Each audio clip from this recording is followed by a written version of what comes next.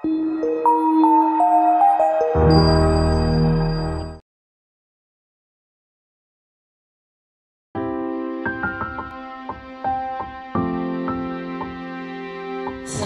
Bapak Ibu sekalian, mari kita bersama-sama kita mendengarkan arahan dari yang terhormat Bapak Bupati Madi. Kepada Bapak disilahkan.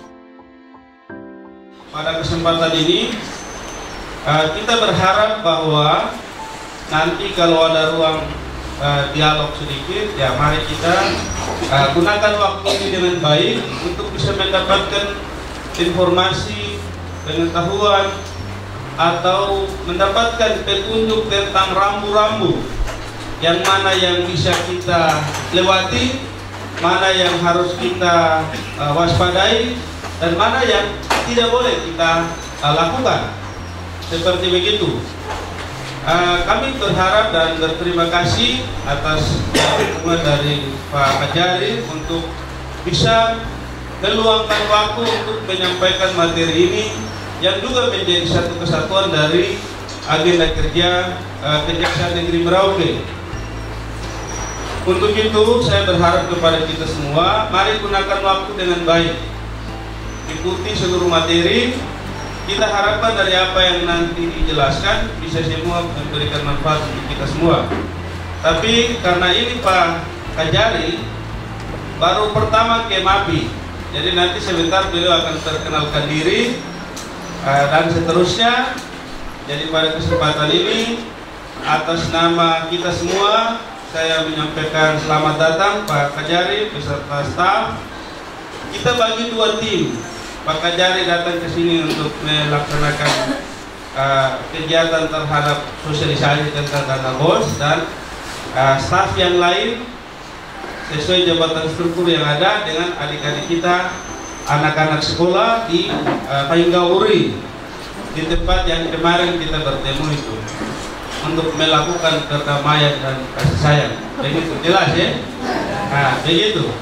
Jadi orang ada di sana, beliau ke sini untuk kita bisa dapat arahan, sehingga setelah itu nanti jam 2 dengan para pimpinan SKPD semua. Jadi kita semua dapat kesempatan untuk lawatan untuk mendapatkan tadi, karena pihak kejaksaan juga menjadi satu kesatuan yang utuh dari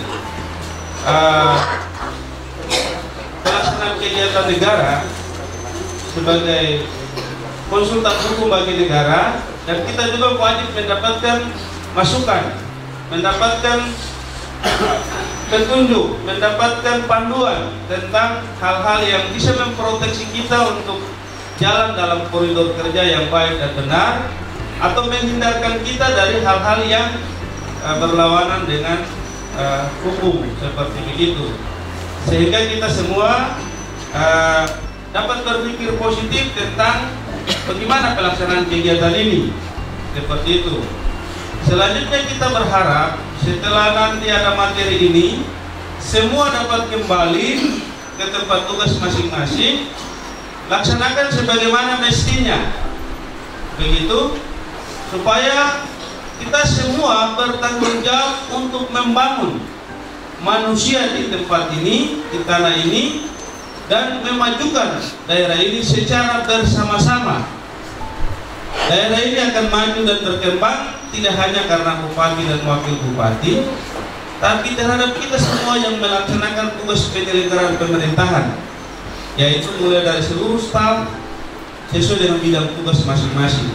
Kalau itu statusnya guru, ya dengan dia punya profesi.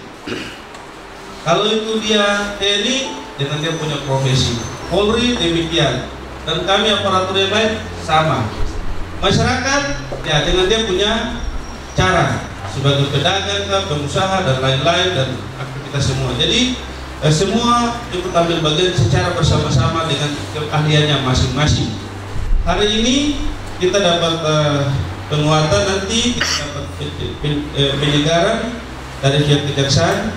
Saya mohon kita semua sudah sarapan pagi toh. Ini sudah makan pagi ke belum? Karena tidak ada makan siang. Jadi kita harus semua segar dan datang, tidak pakai acara mengantuk. Kalau pakai acara mengantuk nanti lewat. Artinya ada yang mungkin pas penting sekali, kita lagi tanduk-tanduk. Nah, itu berarti ada yang hilang ilmunya. Untuk itu saya harap mari konsen untuk kita mengikuti semua dengan baik. Kalau ada yang mau ditanyakan, ditanyakan. Saya pikir jelas ya. Kalau sudah dipahami, berarti tinggal pelaksanaan ke lapangan. Begitu. Saya pikir itu sebagai pembuka, dan ini menjadi satu yang baik. Dan karena Pak Kajari baru pertama ke sini, dan mungkin kita selama beberapa waktu ini, selama kita bekerja baru pertama kali Pak Kajari ke Papi. Untuk itu mari kita kasih aplaus untuk Pak Kajari. Ya, baik, terima kasih untuk kita semua. Selanjutnya untuk mempersingkat waktu, kami beri kesempatan kepada Pak Kajari untuk dapat lebih dekat memperkenalkan diri kepada seluruh aparatur kita. Kebetulan yang hadir di sini ada pengawas, ada para kepala sekolah, dan mungkin ada guru yang bertugas di wilayah MAPI dari 15 distrik. Baik, penggunaan dana BOS ya. Ini BOS ini dulu waktu saya memberikan materi, mereka bilang buat orang susah aja Pak. Ada nggak yang berpikiran bahwa BOS itu buat orang susah? Kalau tidak ada, saya bertanya juga ini. BOS, apa kepanjangan BOS? Bantuan. Kalau dulu di Sumatera saya sampaikan, dia bilang buat orang susah aja Pak. Dapat uang dipanggil polisi, dipanggil jaksa. Nah ini tujuan saya datang kemari, memberikan stimulan, memberikan rangsangan supaya Bapak Ibu sekalian tidak takut. Bagaimana hal yang benar, inilah tujuan saya datang kemari. Karena pada dasarnya pola pikir, kalau kita itu seorang profesionalisme guru ya, begitu dibebankan untuk mengelola uang, ini kan pasti menambah pekerjaan. Seorang guru itu logikanya adalah berdiri seperti saya begini, atau di depan papan tulis kalau guru saya guru, atau di depan OHP, difokus memberikan pelajaran-pelajaran dan materi-materi yang dia dapat. Tetapi sekarang tidak seperti itu. Kepala sekolah diberikan bantuan operasional sekolah. Ini kan menambah pekerjaan sebenarnya. Makanya di Jawa itu disampaikan bahwa ini buat orang susah aja nih Pak Bos ini. Nah itu yang guru-guru yang profesional banyak yang jawab seperti itu. Nah, buat orang susah Pak. Saya kan lebih suka mengajar, mentransfer ilmu. Saya ini dibebankan lagi buat pertanggungjawaban ini, buat pertanggungjawaban ini. Nah itu yang terjadi. Tapi sekalian dasar daripada penggunaan dana BOS adalah ini ya.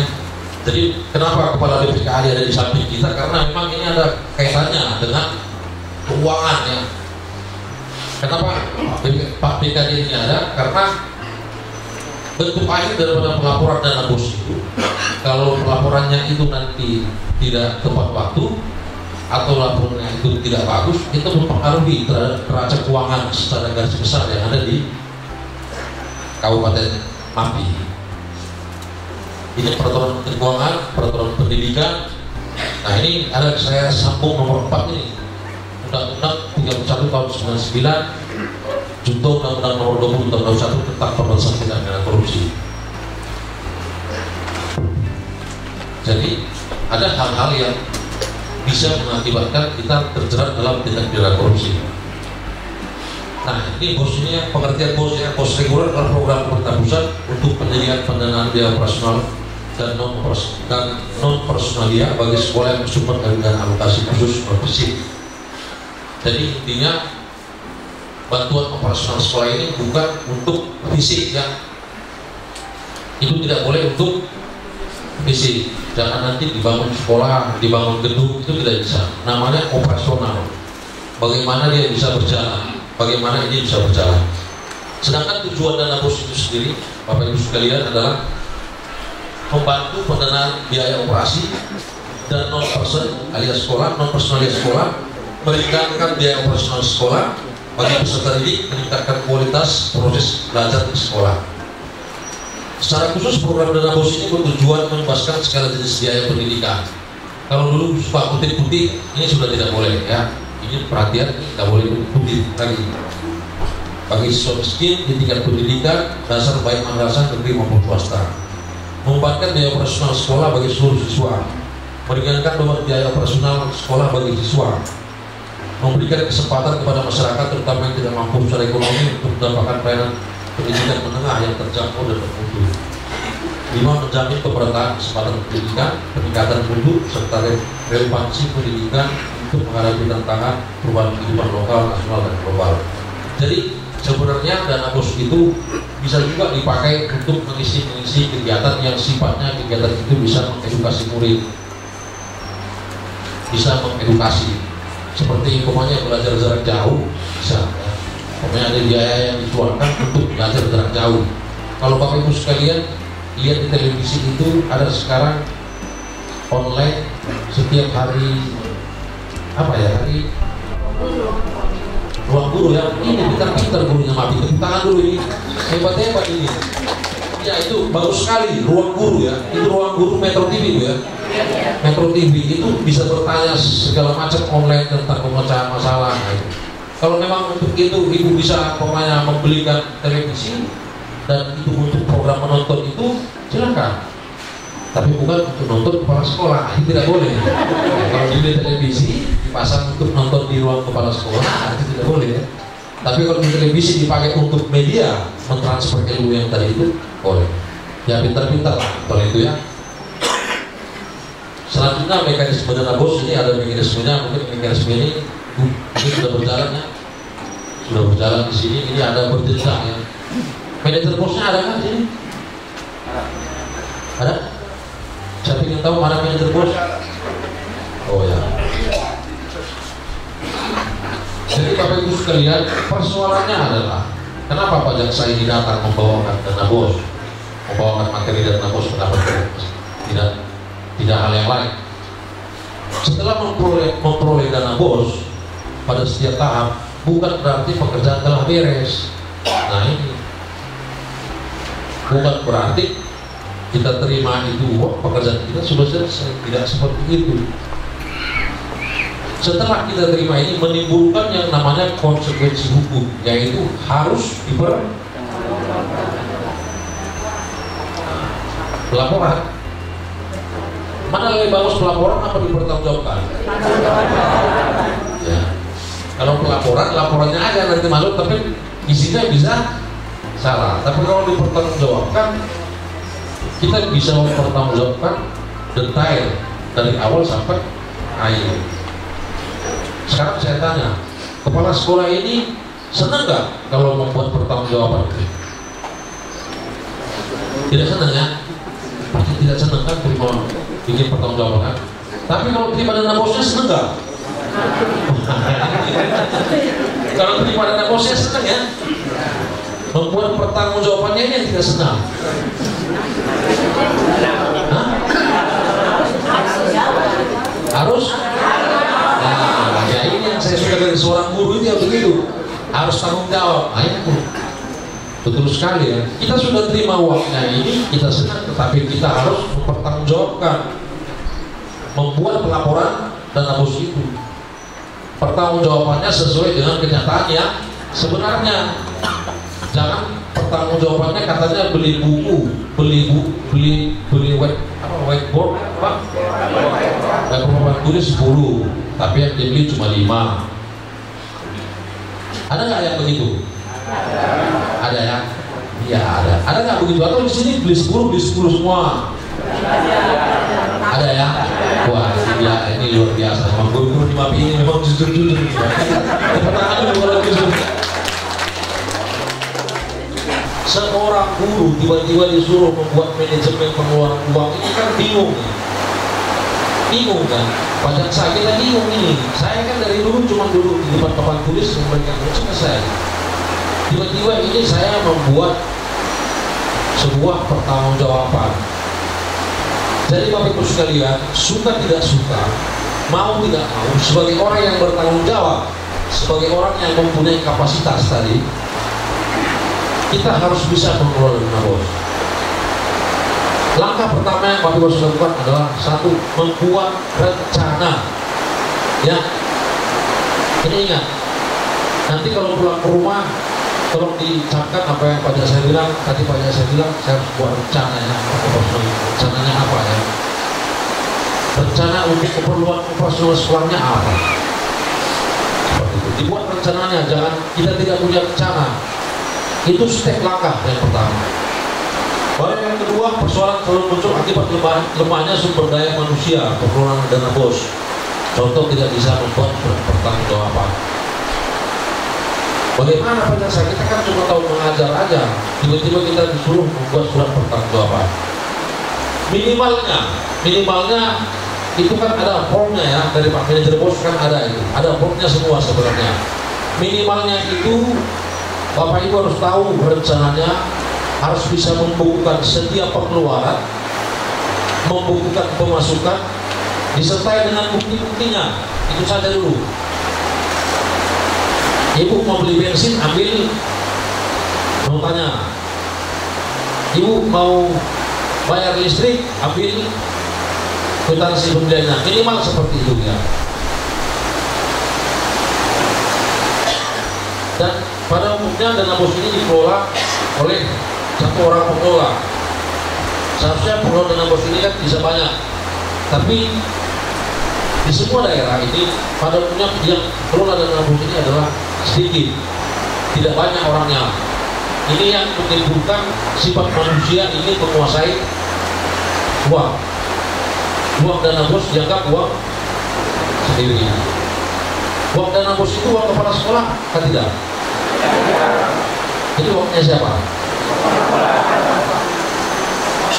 Yang bisa menandatangani dana bos, pengambilan uang ke bank ini siapa?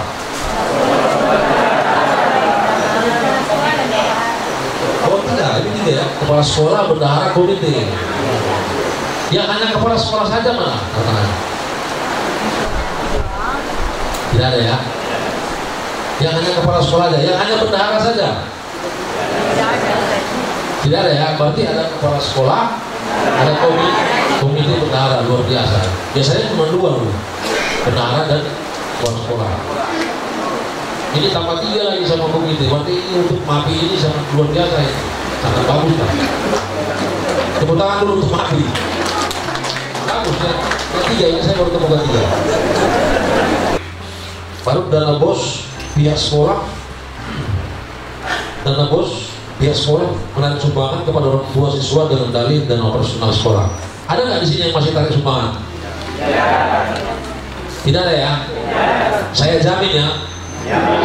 Nanti kalau masuk laporan ke saya ini saya tanya, kalau ada berarti kita stop, ke depan jangan lagi. Kita stop sekarang, ke depan jangan lagi ditarik. Kenapa saya katakan demikian? Ini kan zaman sudah canggih ya, teknologi sudah canggih. Hari ini berbuat di sini dalam tempo sekian menit bisa sampai di saya. Baru dana bos sengaja dikelola secara tidak transparan. Nah, ini Bapak Ibu sekalian, kalau bisa ya, kalau umpamanya Bapak Ibu sekalian punya waktu, punya ini, bisa dibuat dia transparan. Dana yang diterima adalah sekian, dana yang dikeluarkan sekian. Ada nggak yang buat seperti itu? Ada ya? Ditempel ya? Bisa dilihat ya? Bisa dilihat oleh publik, ada ya? Bagus. Nah itu sudah luar biasa ya, sudah luar biasa juga. Kan dalam seperti dana desa juga sekarang diminta untuk mempakan itu sebenarnya. Berapa dana desa yang diterima, untuk apa saja gunanya. Ini semuanya ujung-ujungnya adalah untuk membawa Bapak Ibu sekalian supaya tidak terjadi masalah.